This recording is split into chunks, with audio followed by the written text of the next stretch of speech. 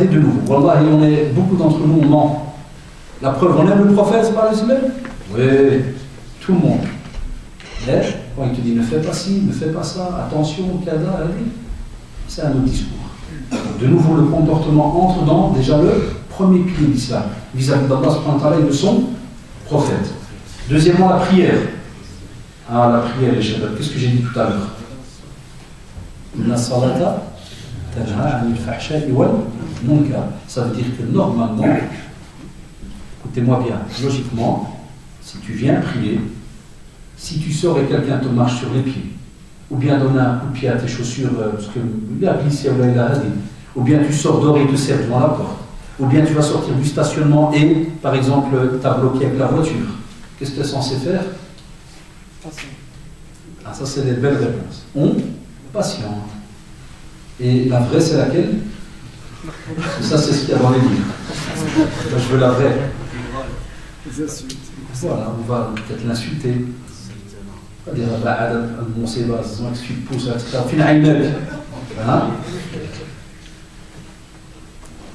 Des fois, vous savez, les premiers rangées, des fois, dans des petits jeunes, c'est que tout content, ils viennent de la maison, qui est Kandora, et tout fier, et il vient vite, il veut la première rangée. Il n'est pas au courant que dans la première rangée, on met d'abord, comme a dit le prophète dans Hadith Abu Musa al-Ash'ari, liyalini minkum, al-hadith yuzekana sallallahu alayhi wa sallam, yamsa'u manakibana fi salah, wa yakul stawu la tahtalifa qulubukum, liyalini minkum al-ahlami wal muha, thumma alladhina yalunahum, thumma alladhina yalunahum. Ça veut dire qu'on a des degrés dans les rangées. Là, on est ceux qui connaissent le Coran, Kada, ceux qui sont capables, par exemple, si l'imam il fait sa main comme ça pour tirer, pour remplacer, parce qu'il a un problème, tu vois pas le type qui suit l'imam à sa chambre. Il sait qu'il doit se mettre à la place de l'imam.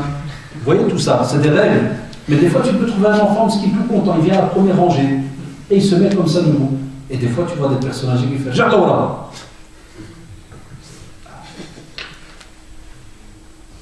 Alors qu'à la base, la prière, elle est là pour la sérénité. Tanha anil fahsha wal munkar. C'est-à-dire, elle met vraiment la personne à l'aise. Impossible qu'il va se fâcher, qu'il va sortir à notre travers. Des fois même, il y en a qui se battent parce qu'il faut coller les pieds ou pas.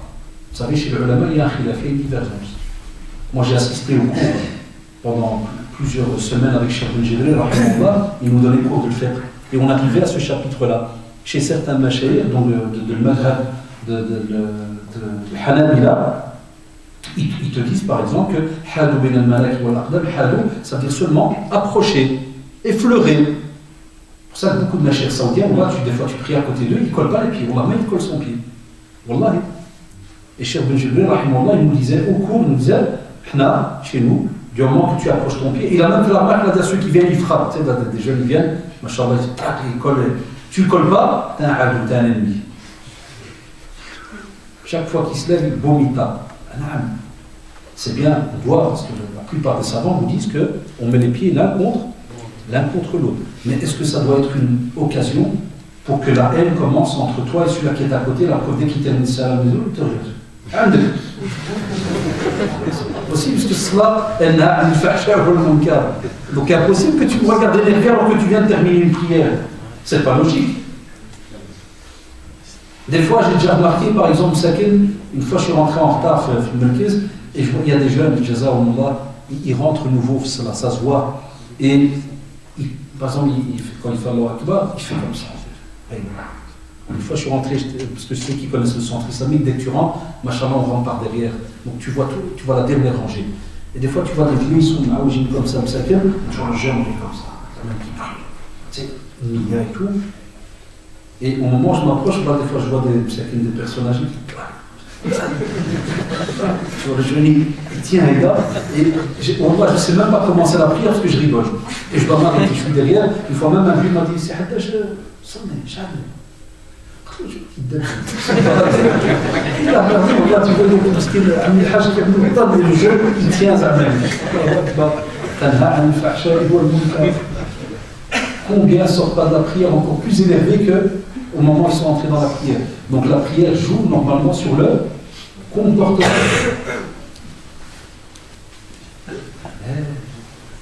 Regardez comment on a délaissé un tas de choses parce qu'on ne les a pas compris depuis le début. Normalement, quand on apporte l'enfant depuis qu'il est petit à la mosquée pour qu'il apprenne à prier, on lui enseigne déjà depuis qu'il est petit, c'est l'endroit où tu vas retrouver de la sérénité, de l'apaisement. Et puis c'est l'inverse. Il y a des fois des petites filles, viens Jama, là, tu sais pourquoi ils vont me frapper? Ils vont me frapper. Tu subhanallah, de l'axe, wallah. Il peut commettre une erreur, il peut. Mais on a l'exemple chez le prophète, c'est pas le sien. Vous vous rappelez du hadith où un jour les compagnons, ils pensaient que le prophète a eu un problème ou bien que le wahy était en train de descendre lorsqu'il est resté longtemps ce jour. Et c'était à cause de quoi? C'était son petit-fils qui était sur son dos. Radiallahu anhu, il était sur son dos. Il n'a pas voulu lui faire du mal, il est resté. Ici, il n'y a personne qui monte sur notre dos. Et il y en a qui viennent prier, stressés, énervés. Un autre exemple. L'imam là, voilà, c'est l'heure de l'iqama. Et peut-être qu'au moment où il allait sortir, c'est un exemple que je donne là. Il va se lever, puis le qandoura, le se déchire. Wallah, je ne parle pas pour ici, Allah, je connais bien. C'est un exemple, parce que je suis là à Bruxelles, ça se passe. Et là, j'ai été allé au qandoura, puis il s'est dit, je vais changer le qandoura. Wallah, et des fois, tu es assis dans le jama, puis tu entends les gens, tu me chafes. J'ai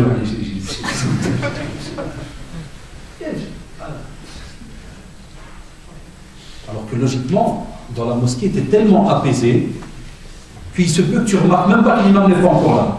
Ça, qu'au moment où tu entends l'iqama, subhanallah, tu te réveilles normalement, parce que tu es assis, tu te karallah, kada, tu t'es donné. C'est ça qui est drôle, tu t'es donné quoi pour Allah subhanahu wa ta'ala? Top chrono 10 secondes. Combien de stressman viennent à la mosquée? Et combien, le sous-proli de le dire, combien, à peine tu salues, ils se lèvent comme des voleurs, ils partent. Où t'étais fait l'adab? Ça prouve que la prière n'a rien joué dans ton comportement. Pourquoi? Parce qu'il n'y avait pas, comme on l'a dit, une certaine sincérité, manière de faire, ittiba' ar-rasul sallallahu alayhi wa sallam, et ainsi de suite. Comme le hadith qu'on dit aussi au salatu. Salli fa innaka lam tusalli. Prie parce que tu n'as pas prié. Monte, il descend, monte, il descend. Et on a beaucoup de prières comme ça, Yeshabab, où il n'y a rien qui est délecté, il n'y a rien qui est, des fois, donc, goûté. L'aumône, Yehwan.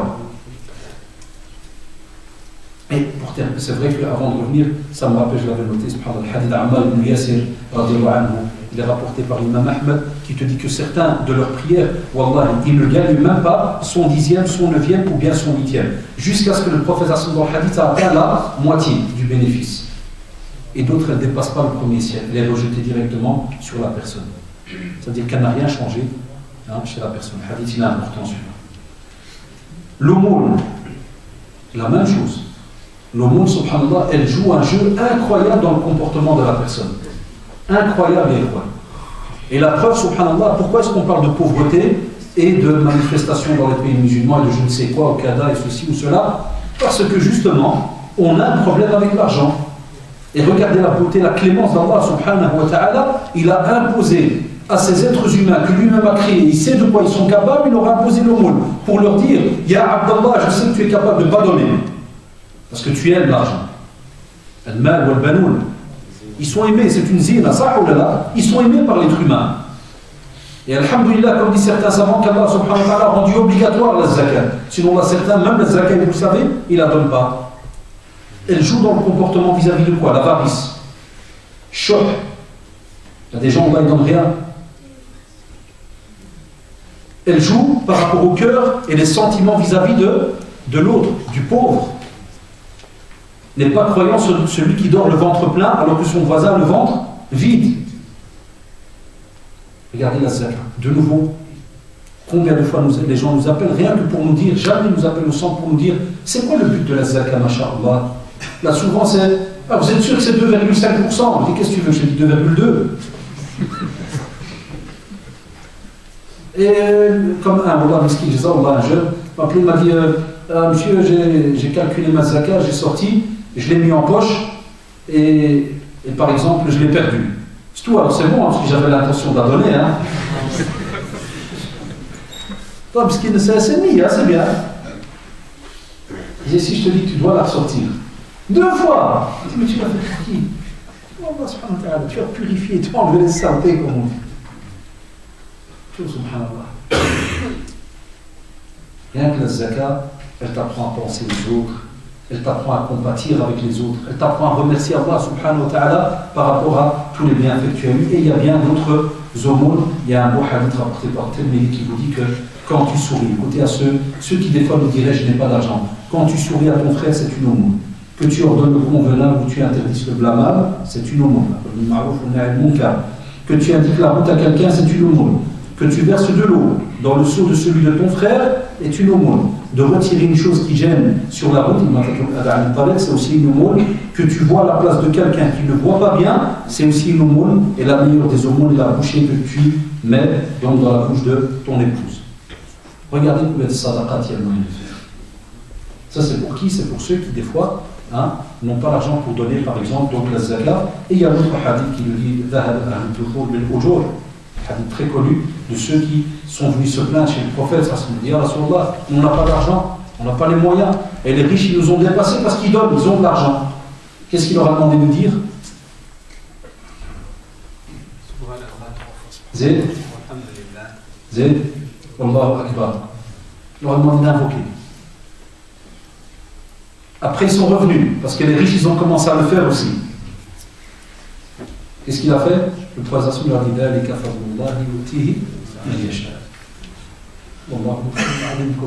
c'est-à-dire que c'est un bienfait qu'Allah subhanahu wa ta'ala a donné par exemple aux riches. Alhamdulillah, c'est tout.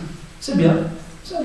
Et vous avez une autre facilité. Sans argent ni quoi que ce soit, tu dis une phrase et machallah tu as un bénéfice qui est promis auprès d'Allah subhanahu wa ta'ala. Le jeûne, la même chose. Qu'est-ce que le jeûne a changé chez le comportement des musulmans en Belgique? Billah alaykoum ya shabab. Qu'on soit honnête. Des fois presque rien. Pour certains c'est une période de malheur. La preuve, tu lui dis ouais c'est demain, Ramadan. Purée, c'est déjà demain. Quand tu lui as annoncé qu'il allait crever ce soir. D'autres c'est l'occasion de festoyer. Il y en a qui te disent wallahi, on mange plus fin Ramadan que pendant Ramadan. Donc ça doit être l'inverse. Et vous savez de quoi je parle. J'ai des amis commerçants à Molenbeek chez nous, ils nous disent wallah, Yassir Rachid, notre chiffre d'affaires de Ramadan est plus élevé qu'en dehors de Ramadan. Alors que moi, je leur dis, ya ibadallah, normalement, Ramadan, les commerçants, ça doit être la dalle de rien. Perte totale, parce que les gens, ils sont censés manger le minimum. Rien, l'inverse. Regardez ce pilier d'islam de vous. Qu'est-ce qu'il a changé dans notre comportement? Est-ce qu'on a pensé aux pauvres, comme pour la zakat? Est-ce qu'on a compati? Est-ce qu'on a fait le siyam du corps? Parce qu'il y a aussi, vous savez, vraiment on parlait des différentes sortes de siyam. Il y en a qui sont que de la bouche, que du ventre. Non. Est-ce qu'on a fait aussi le siyam de tous les membres et ainsi de suite? Et pour terminer, Inch'Allah, le pèlerinage. Est-ce qu'il joue dans le comportement ou pas? Allahu Akbar, tu te retrouves, subhanallah, premièrement, à montrer que tous tes actes, tout ce que tu as fait durant ta vie, tu dis, ah Allah, je reste quelqu'un de faible. Et tu vas justement faire le pèlerinage pour demander pardon. Et tu montres à Allah subhanahu wa ta'ala que tu es quelqu'un de simple, que tu sois ministre, chef d'entreprise, tu vas avec un simple ihram, un izar qui est autour de toi, tu mets un tissu au-dessus de toi. Point la vie. Et quel rapport aussi avec le comportement vis-à-vis des êtres humains? On te dit pas d'insultes, pas de mots déplacés, pas de faux sourds, pas de rafale, pas d'insultes, rien du tout. Rien, tu te retiens. Et tu te retrouves, subhanallah, avec des millions de personnes, des millions de races différentes, caractères différents. Est-ce que tu peux te battre? Là. Est-ce que tu peux te battre pour aller embrasser la pire moi? Là. Omar a dit, wallah, si j'avais pas vu le professeur le faire, je l'aurais pas fait. Tu n'arrives pas à toucher, tu salues de loin. Plein, regarde, rien dans le pèlerinage. Ni tu pousses quelqu'un, ni tu ceci, ni tu cela.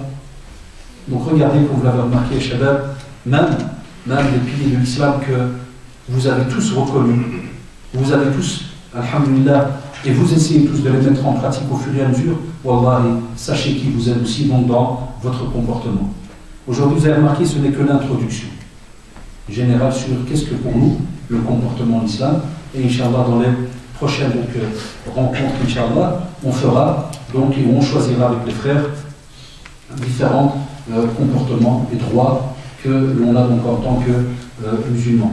Est-ce que, pour les sœurs, il y a déjà les questions? Tout est là, ça. Donc, bismillah, comme d'habitude, si on sait répondre, on le fait, quand on ne sait pas, on vous dira Allah.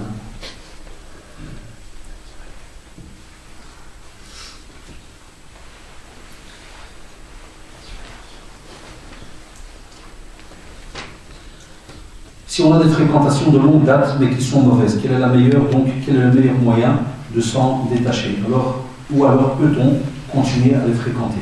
Quand quelqu'un est ikhwan, c'est de la logique, quand quelqu'un sait que si jamais il continue à aller tout droit, il va tomber dans un trou, est-ce qu'il continue à aller tout droit? C'est bête comme phrase, comme question. Il n'y a pas plus bête. Tout le monde est unanime de dire non. La fréquentation, c'est la même chose. Si le prophète sallallahu alayhi wa sallam a mis en garde par rapport à la fréquentation et il te dit que si jamais tu veux savoir quelle est la bonne fréquentation, voilà, c'est le parfumier. C'est-à-dire que tu ne tireras que du bien de cette fréquentation-là et l'autre forgeron, tu vas en tirer que des problèmes, soit ton habit va être brûlé, tu sentiras mauvais. Donc le choix, est-ce qu'il est fait ou il n'est pas fait? Le choix, il est fait. Donc à ce moment-là, qu'est-ce qu'on fait? On sait qu'automatiquement, on doit s'en détacher. Ça, c'est la règle de base. Écoutez-moi bien encore, Hachem. Qu'est-ce que je dis à nos frères? Tu t'en détaches. Et puis, il y a deux solutions. Si tu es quelqu'un, machallah, qui a une connaissance religieuse, qui est capable de parler de religion, qui est capable de conseiller, qu'est-ce que tu fais alors? Là, tu peux faire ce qu'on appelle un petit programme. C'est-à-dire, c'est les drèmes du quartier. Une fois par semaine, à Oulamam, tous les jours, quand tu passes à côté, tu leur donnes 5 minutes. Salam alaikum, mes chers, comment vous allez? Tout va bien? C'est l'heure de la prière. Kif, tu n'as pas encore prié? Kada? N'oubliez pas Allah subhanahu wa ta'ala, il se peut qu'on meure, qu'est-ce qu'on va dire, qu'est-ce qu'on va faire? Kada? Shabab, salam alaikum. Ah, reste 2 minutes. Prochaine fois. Il n'est pas comme font certains jeunes qu'Allah subhanahu wa ta'ala leur a donné le bienfait, qu'ils connaissent un peu de religion. Dès qu'ils ont ouvert les yeux et qu'ils connaissent la religion, bien parce qu'avant ils connaissaient, puis un jour ils ont fermé les yeux, ils sont retrouvés dans une mauvaise fréquentation, puis ils réouvrent les yeux, qu'est-ce qu'ils font? Ils larguent tout le monde, puis ils partent. Quel bénéfice on a avec toi? Spécialement si, alhamdoulilah, tu es conscient de ce que tu fais, tu es fort. Pour ça j'ai dit attention, celui qui a de bonnes capacités. Mais si tu sens, ya shabab, si tu sens que tu es encore quelqu'un qui peut se faire avoir par l'autre, ne reviens pas pour l'instant. Ne reviens pas pour l'instant. Il y a des jeunes, machallah, ils quittent un groupe, ils te disent, Wallah, Ustad, moi si je reviens vers ce groupe, ça ne va pas aller. Je sens que je vais retomber. Eh bien, il ne faut pas être gêné, ne reviens pas vers le groupe. Même si ça te fait mal, que c'est tes amis à toi, et que tu te dis purée. Et ça, je le dis à nos jeunes qui sont parmi nous, et ils savent de quoi je parle. Ils savent de quoi je parle. Wallah, des fois, il y a des personnes, à cause des remarques des autres, qui disent non, mais si je les largue, ils vont dire, là, tu fais le musulman, là. Ça a été une conférence là, à la mosquée, là, tu fais le malin maintenant. Alhamdulillah, je suis devenu malin. Parce qu'avant, j'étais bête. C'est là qu'on tu dois montrer ta vraie intelligence. Il y en a qui n'osent pas. Parce que c'est connu en psychologie. L'effet de groupe, pour moi, il est très dangereux. Combien de jeunes se sont retrouvés dans des coups fourrés, dans des histoires de fous, alors qu'eux n'avaient rien à voir à la base. C'est le style que Bass monte dernièrement, chez nos quartiers, on va aller. Le type, il s'est retrouvé dans un braquage. Rien à voir, le gars. La mère me raconte, elle me dit, Wallah, el Adim, elle me dit, c'est pas parce que c'est mon fils. Elle me dit, Wallah, c'est un monsieur, je vous le dis direct, je vous aurais même pas parlé. Elle me dit, la seule chose qu'il a, et je lui ai déjà dit 1000 fois, il m'a dit, rentre, il fait ses devoirs, il est là, tranquille, mais il a un voisin qui a une voiture, il lui dit des fois, viens, monte, on fait un tour du monde. Je dis, bah, elle dit, ça sert à rien. Il dit, ah, Walida, on fait qu'un tour. Et ce jour-là, ce gars-là est venu, il avait un copain un peu plus, mais ils avaient un plan, et ils voulaient que ce type-là, tout simplement, il va rien surveiller. Ils sont arrivés à l'endroit, ils ont dit, non, attends, on arrive 2 secondes, mais j'ai un coup d'œil, c'est quelque chose à peine. Voilà, il ne sait même pas ce qu'il y a. Maintenant, quand on raconte ça, certains disent, oh, c'est encore un film, ça. Oh, pas exagéré, hein. Ah, mais vous savez de quoi on parle, on a 40 ans, donc on est né ici, hein. Je viens pas de Taïwan, hein. Regarde, on a grandi dans les quartiers que vous connaissez, comme vous avez des cités ici de fous, mais on en a chez nous aussi. Et on a vu des choses, on a vu des jeunes mourir, on a vu des jeunes se faire canarder pour des bêtises, se faire tuer pour un oui, pour un non. Wallahi, on a vu des jeunes qui veulent se faire passer pour grands alors qu'il n'a même pas 1m10. C'est connu ça chez Dalé, à cause justement de la fréquentation qu'on n'arrive pas à gérer. Et un musulman n'a pas à se faire avoir par rapport à cela. Il doit être clair. Et la preuve, tu l'aimerais jamais pour ton enfant plus tard. Alors sois logique, fais attention par rapport à cela. Même si wallahi, on va t'insulter, te rabaisser, se foutre de toi, alhamdulillah, ya shabab. Il est préférable que les frères rigolent de toi sur terre que dans l'au-delà. Parce que là, vous vous rappelez le verset que je vous ai souvent cité. Ma salakakum fi saqar, qalu lam naku min al-musallin wa lam naku nut'imu al-miskin wa kunna nakhudu ma'a al-kha'idin. Ceux qui se pavanent là, à gauche à droite, wallah, ils te feront payer le jour du jugement dernier. ils te jetteront en enfer parce qu'ils n'iront pas tout seuls.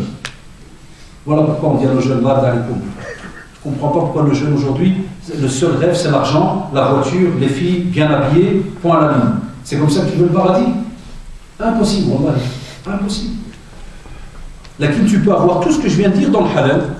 Tu peux avoir une fille en te mariant, alhamdulillah. Tu peux avoir une voiture, c'est pas haram. Tu peux être bien habillé, au contraire, c'est bien. Mais tout dans le halal est structuré. Donc ça c'est important, Allah Ta'ala.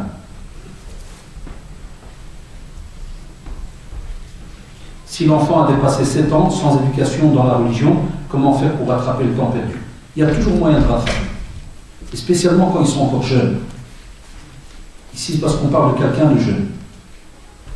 Eh bien, on sait que c'est un âge où l'enfant aime bien jouer, courir, cadaillot. Fais un programme avec lui. Par exemple, c'est tout bête. Des fois, tu le prends au sport. En revenant, en allant, tu fais un dars. En revenant, tu fais un petit dars. C'est tout bête. Regarde, je parle même pas encore à la maison. Hein. Je parle de choisir le moment où l'enfant est content, il est connecté à quelque chose. Il aime. Il va vers le sport. Et là, tu lui dis, tiens, pourquoi tu fais le sport? Ouais, parce que et Allah subhanahu wa ta'ala, tu crois qu'il aime bien ça? Ah, tu lui montres, tu lui fais déjà un petit cours de la aqida, tu parles avec lui, et tu avances. Des fois, tu peux lui dire, tiens, ça te dit, mais il faut aussi que toi, tu aies de la connaissance. Hein. Ça te dit que je te raconte une histoire, il est avec toi en voiture, tu veux que je te raconte l'histoire d'un prophète, ou de ceci, ou de cela. Ou bien, par exemple, un sport où il y a un peu de force dedans, tu lui dis, attention, la force, il faut l'employer comme dans le bien. Tu veux que je te raconte l'histoire d'un peuple qui a employé sa force à un point où il a cru qu'il était capable de tout, puis Allah subhanahu wa ta'ala les a démolis. Et tu lui expliques. Et ainsi de suite. Mais on doit être nous au courant de cela. On doit aussi nous avoir un bagage. Et des fois tu peux le prendre avec toi à une librairie musulmane. Viens, choisis un livre. On a des parents dans les vidéos ils croient bien faire, ils le prennent que dans les magasins de jouets. Choisis un jeu là, prends-le aussi dans une librairie une fois par mois. Choisis un livre, fais-lui un budget, 10 €. C'est radar ça, mais c'est rien. Allah m'a dit ou rien. Prends les librairies, choisis un livre religieux. Pour les petits, vous savez, des fois des petites bandes dessinées d'islam, Qadar, Hadith, et il lit là avec lui, il parle avec lui de cela. Il y a plein de moyens, subhanallah. C'est jamais trop tard, même avec les grands. L'attirer à la discussion, s'asseoir ensemble. Mais ça, les grands, ça prend un peu plus de temps, parce qu'un grand qui s'habitue à rester dehors, l'emprisonner à l'intérieur, c'est pas facile. Et Allah lui fait toujours croire que l'extérieur est meilleur que l'intérieur. Ça, c'est un travail qui est beaucoup plus compliqué au Allah. Pour éviter des disputes avec son père très têtu, ne vaut-il mieux parfois prendre ses distances? D'office, le musulman, subhanallah, dans le domaine du respect, il prend ses distances avec ses parents, quoi qu'il arrive. D'une certaine manière, on prend nos distances avec les parents. Mais si on doit étudier pourquoi le père est têtu, c'est vrai qu'on doit respecter nos parents, et encore, il n'y a même pas, je sais où c'était hier, un père parmi, elle n'a pas aimé, mais bon, c'est la vérité. Par exemple, la fille m'appelle et me dit, voilà, ma mère fait m'insulter alors qu'elle jeûne et tout. Je dis, voilà, c'est un comportement tout à fait, c'est l'inverse. Ne pas jeûner et insulter. Le père se fâche, il me renvoie même en disant, c'est faux, tu dois lui dire, ummuk, thumma ummuk, thumma ummuk. Ça n'a rien à voir. Ici, l'enfant demande conseil pour aider sa mère. C'est comme pour un père qui est par exemple têtu.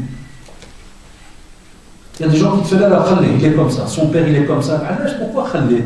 Alash. On n'a pas chez nous à dire quelque chose m'interdit d'aller chez mon oncle et lui dire j'ai amé, toi qui connais bien mon père, tu as remarqué qu'il est têtu hier, qui va dire c'est à cause de quoi? Par exemple, c'est bien d'étudier l'histoire de ton père. Des fois tu peux avoir un père mesquin qui a vécu durement. C'est très très important.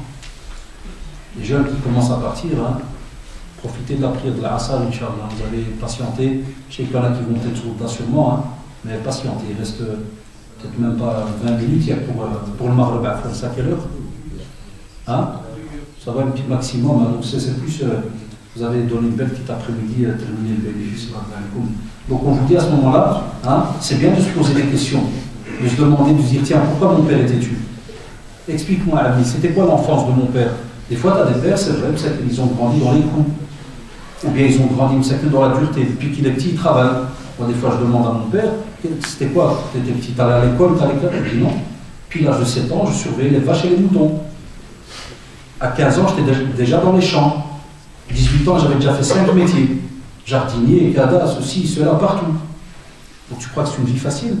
17 ans et demi, ils étaient déjà ici à Bruxelles. Le père est arrivé à 18, je crois, à 19. Il en a 70, comme beaucoup de vos parents. À peine arrivé ici, le bâtiment. Type, il habite Bruxelles, il allait travailler le bâtiment à Francorchamps, vous connaissez ce pas. Il partait de là, il dit, Wallah, il revenait le vendredi soir. On ne le voyait jamais, on voyait que le week-end.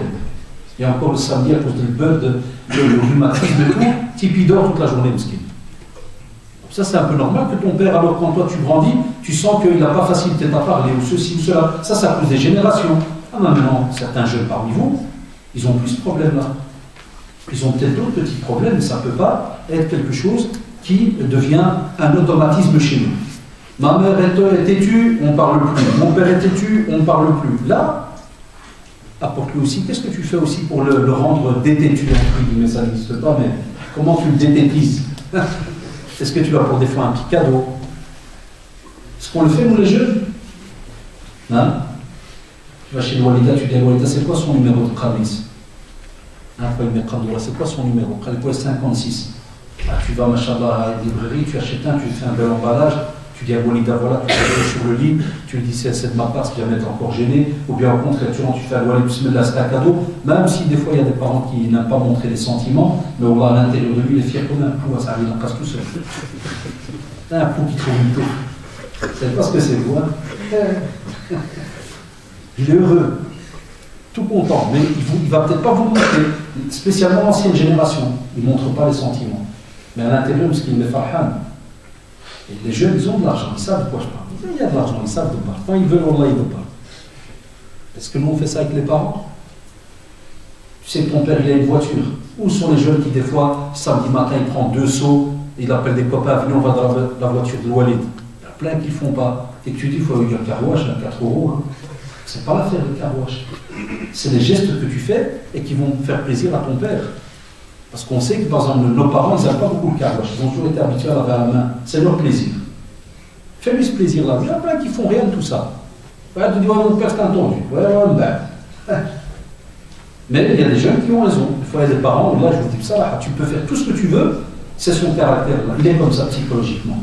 Eh bien, alhamdoulilah, c'est ton bénéfice sur terre. C'est ton ajr à toi sur terre. Patiente avec lui, ne lui montre que du bien. Ça, c'est important. C'est une question un peu trop générale, parce que c'est comme si je dois refaire toute la conférence. Hein. Qu'est-ce qui fait d'une personne un bon musulman? C'est un petit peu tout ce qu'on a dit aujourd'hui. C'est-à-dire, comme vous l'avez remarqué, il n'y a pas que la théorie, il y a aussi la pratique. Il y a aussi donc l'instruction, l'étude et la mise en pratique de ce qu'on a donc, étudié, de ce qu'on a appris. Et être en concordance comme il faut entre lui, soi-même et Allah subhanahu wa ta'ala, et vis-à-vis du prophète sallallahu alayhi wa sallam. Ça, c'est un étage très très important, celui d'Allah subhanahu wa ta'ala. C'est le plus important. Parce que même le prophète sallallahu alayhi wa sallam n'entrera pas au paradis avec les actes. Ça, mais on entrera avec la décision d'Allah subhanahu wa ta'ala, sa clémence. Ça, c'est quelque chose d'important. Nous avons marqué, c'est toute une conférence là. Ici, le jeudi, si j'ai forniqué, comment je peux me faire pardonner? On a crié, voilà comment me faire pardonner. C'est-à-dire que, ici, alhamdulillah, toute personne, tant qu'il est vivant, Allah subhanahu wa ta'ala accepte le repentir, comme les mots hadith sahih. Ma lam yughargir.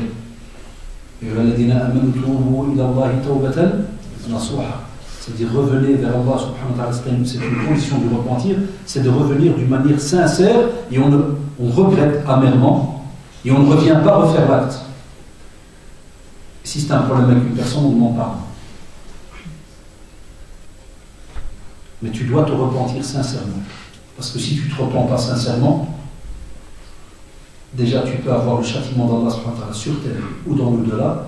Et deuxièmement, wallah, tu ne pourras un jour te marier qu'avec une fornicatrice ou la billah. C'est un qui l'ont remarqué. Allah subhanahu wa ta'ala te mettra sur ton chemin que quelqu'un qui est égal à toi. Donc, il faut faire attention. Quelqu'un qui fait un acte qui est mauvais, alhamdulillah, Allah subhanahu wa ta'ala, la porte du repentir est ouverte. La taqnatu min rahmatillah. Inna Allah yaghfiru dhunuba jami'an. Allah subhanahu wa ta'ala te dit justement, ne va jamais penser que Allah subhanahu wa ta'ala va te rejeter. Allah subhanahu wa ta'ala est heureux. Il est heureux quand il voit son serviteur revenir. Vous connaissez la tradition de celle qui est en train de rebattre son enfant. Et le prophète a dit, est-ce que vous pensez qu'elle pourrait le jeter en enfer? Donc il l'a, ya Rasulullah. C'est la même chose pour Allah subhanahu wa ta'ala vis-à-vis de son serviteur. C'est pas aussi facile. Mais pour le sincère et celui qui se repent et qui revient justement vers Allah subhanahu wa ta'ala. La même chose ici, si on a crié sur notre mère, comment faire, se faire pardonner? Allah, il faut venir chez elle. C'est pour ça qu'on a dit que dans ce domaine-là, pour le repentir, il faut, et c'est la même chose pour la question qui, puisque le frère Zarba ou la sœur, 3 questions, si on a volé de l'argent à quelqu'un, on lui a jamais dit, est-ce que Allah nous pardonne? Il te pardonne si tu lui remets son argent. Tu as peur qu'il te hassale qui tu es, tu le mets dans une enveloppe et tu le mets dans la boîte aux lettres chez la personne. Tu dois te défaire de cet argent. Tu ne le retrouves plus, tu ne sais plus jamais c'est qui, tu fais une sadaqa au nom de la personne. Tu as volé 100 €, tu fais une aumône, tu retires, c'est comme si tu retires d'être les 100 €, il ne reste plus chez toi. Et pour l'autre cas, pour la mère, eh bien on revient chez la mère, on lui embrasse la tête et on lui demande pardon. Elle ne veut pas, entre guillemets, pardonner, alhamdoulilah, toi le principal, tu as fait le pas. Même si tu dois revenir après, ou envoyer un intermédiaire, dire tu vois, ton fils ou ta fille regrette, et nous, on demande à nos parents de pardonner. Parce que des fois, les parents, ça arrive quand ils s'énervent, ils ont du mal à pardonner aussi rapidement. Est-ce que toucher une fille annule les ablutions? La question n'est pas là, mon frère, il ne faut même pas la toucher. Il ne faut même pas la toucher. Qu'est-ce que t'attends? Je te dis, ouais, ça annule, ça dit choc, dès que je la touche, je vais faire les ablutions. J'ai peur que ça annule ta religion de la foi. Parce que tu vas tomber là dans une monseba après. Donc la touche même pas. Je ne te réponds pas à la question. Ça, je ne te donne pas des pistes.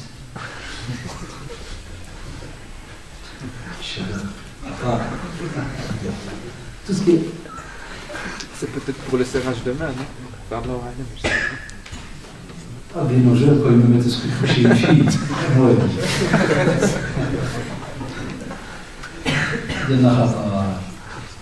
Toi, ça va, il est encore sincère. Tu dis, oui, c'est au cas où j'ai pas fait exprès de passer là, dit bonjour, je dois aller ma main, oh, s'il s'arrêtait là. ça rejoindit bon.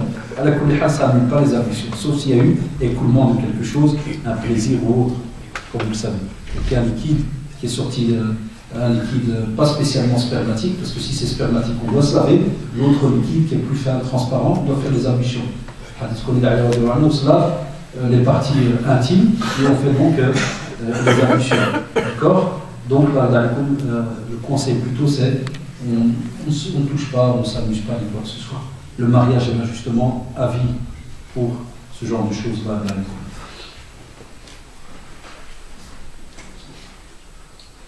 L'éducation de l'âme, on va en parler, Inch'Allah. Il y aura une conférence là-dessus.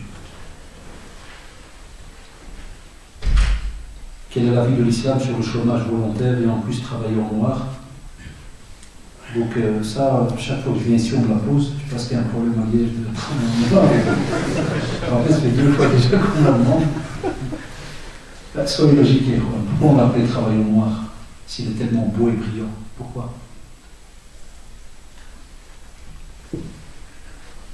Et spécialement ici, la personne qui dit chômage volontaire. C'est le type qui dit Allah ma khdem. Tu vois, ça veut dire Dawla, Allah ma khdem. Et il appelle Drali, t'as pas un petit chapeau, t'as pas un petit khdema là. C'est normal que c'est pas du trafic, du vol. Moi j'ai toujours dit, même au centre on le dit, et subhanallah, des fois les autorités disent ça, parce que c'est un peu normal, on est sur écoute, tout le reste. Mais on leur dit, si quelqu'un devait passer devant un juge, qu'est-ce qui est mieux? D'avoir quelqu'un qui a le choix entre voler ou faire un braquage, ou bien d'aller travailler au noir parce qu'il n'a aucune entrée. On lui a refusé tous ses CPS, chômage, on lui a tout refusé. Ça, même s'il passe devant un juge, en général, ils sont cléments vis-à-vis de lui. Parce qu'il y a des preuves, il n'y a rien qui dit, monsieur, je fais quoi? Et vous savez, vous voir votre compte en banque, ils vont tout vérifier. Ah, mais ici, vous voyez très bien que c'est du trafic. Type qui non, je ne travaille pas, il prend, il vole du chômage, là, c'est même du vol. Chez nous, le fatwa avec Machaïr, chez nous, c'est du vol. Il prend le chômage exprès en disant, on va et il le fait. Et la même fatwa pour les femmes. Il y a des sœurs, et des frères. Ça rentre dans le comportement chez eux. C'est pour ça que maintenant les non-musulmans ils sont en train de voter des lois chaque semaine. Et des fois, alors Michel, je le dis avec toute franchise, à cause de nous. Bon, il y a des jeunes qui viennent qui te disent comme ça, tu lui fais 25 ans, ça fait déjà presque 10 ans que tu es au chômage.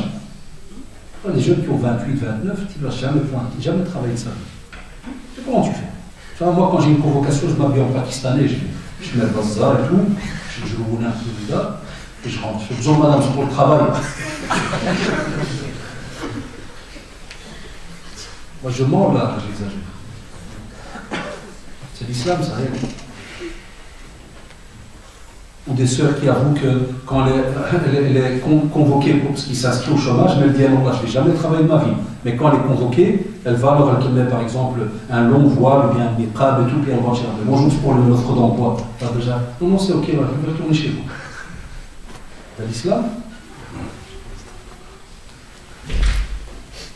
Ça, c'est pas l'islam, ça. Le chômage a été donné pour ce qu'on appelle les demandeurs d'emploi. Toi, tu me dis non, je ne veux pas travailler. Donc, ne prends pas le chômage. Tu veux travailler au noir, va au pays. Mais là-bas, comme ça, il n'y a pas de déclaration, il n'y a rien. Il y a beaucoup de champs, il y a moins de travail. Ça, c'est du trafic et les jeunes, ils savent. Tout le monde le sait en réalité en Belgique. C'est pas.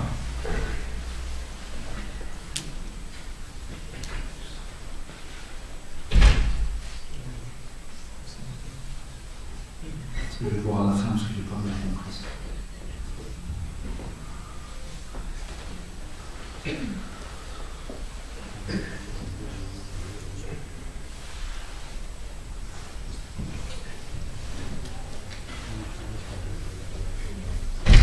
Il y a un frère où je n'ai pas compris, moi. Parce qu'il dit je sais que la fournique n'est pas bien, mais j'ai grandi avec des cafés qui me disaient les Marocains beaux gosses, c'était facile, j'ai du mal à résister.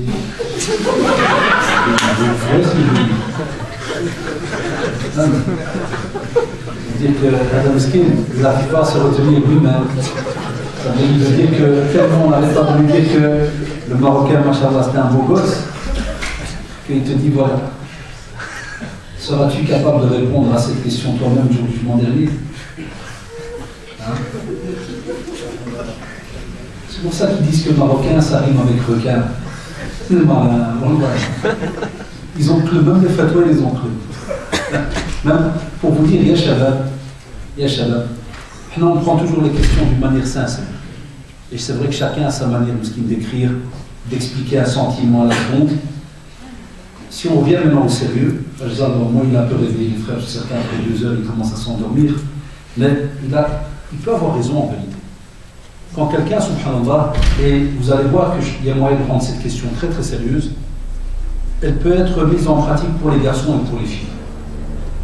Combien de filles à la maison, des fois les parents eux-mêmes, égarent la fille d'année en année, en lui disant tout le temps Tinamzi, et elle grandit comme ça. Et on ne parle toujours pas de hijab, pas d'habillement. Pourquoi? Parce que Tina, sti-toi, ça rime. Elle sera toujours petite, mais jolie, jusqu'à un jour, on lui fait croire que tu vois toute ta beauté. À partir d'aujourd'hui, c'est fini, un peu rien. Aujourd'hui, t'es moche, hijab, alors, cache tout. C'est pas possible. Il y a des filles qui nous disent, non, moi, depuis petite, on m'a habitué à, comme il dit ici le garçon.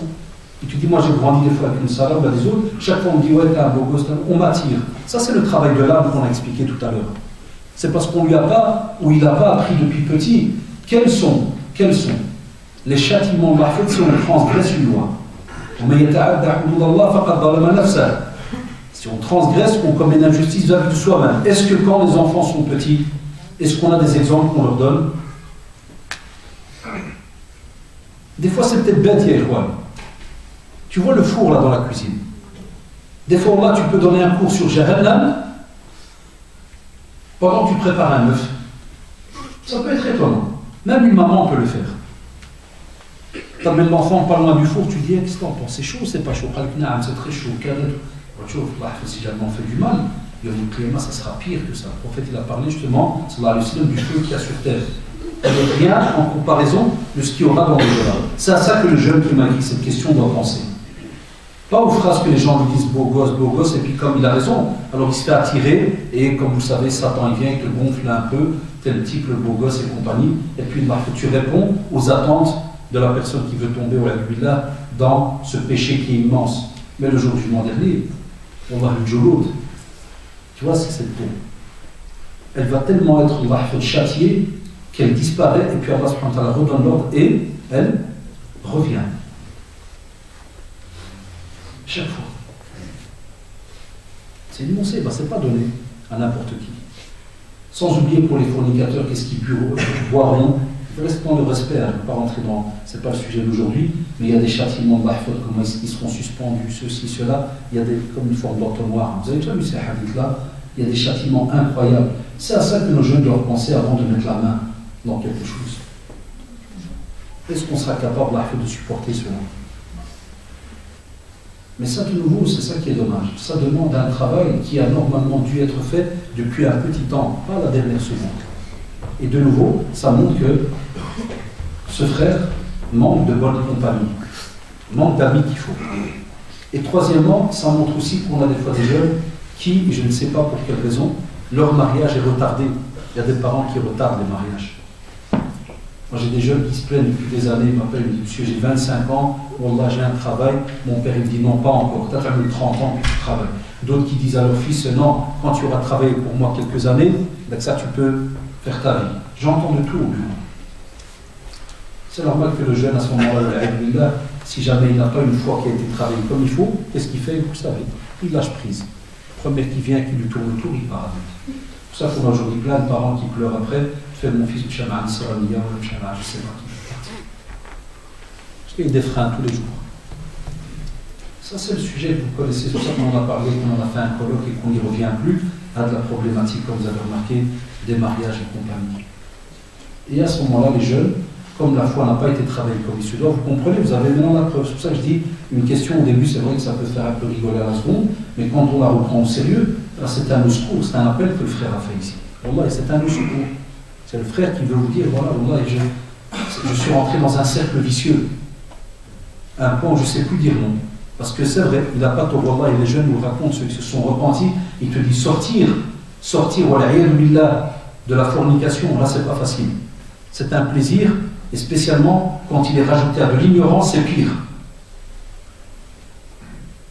Peut-être que nous, dans notre métier, parce qu'on nous raconte ça, peut-être que vous, certains n'ont jamais eu affaire à ça, donc ils entendent, ils doivent se dire, il dit non et c'est tout, facile à dire.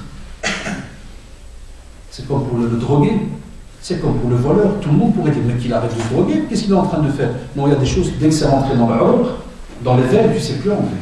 Ça prend des années. Il doit être enfermé pour qu'il arrive à s'en sortir. Donc ce n'est pas facile. Les dernières questions. J'ai répondu comment faire pour renforcer l'ikhlas. J'ai cité plein de points. Comment savoir si nos actes sont faits par fidélité à Allah subhanahu wa ta'ala? Qu'est-ce qu'on a dit? C'est l'intention. Les actes valent d'après leur intention. Et c'est d'après l'intention que tu avais que tu sais toi-même, subhanallah, si tu as fait l'acte pour Allah subhanahu wa ta'ala ou bien pour plaire à certaines personnes. Donc ça c'est important de la voilà, donc ya shabab, vous l'aurez remarqué, l'islam, c'est ce qui fait sa beauté. C'est une religion qui, subhanallah, a étudié l'être humain depuis avant même sa naissance, jusqu'à sa création, jusqu'à sa vie sur terre et jusqu'à sa mort, et après sa mort, et après, entre guillemets, sa mort, jusqu'à ce qu'il entre au paradis ou bien dans l'enfer. Tout a été régi.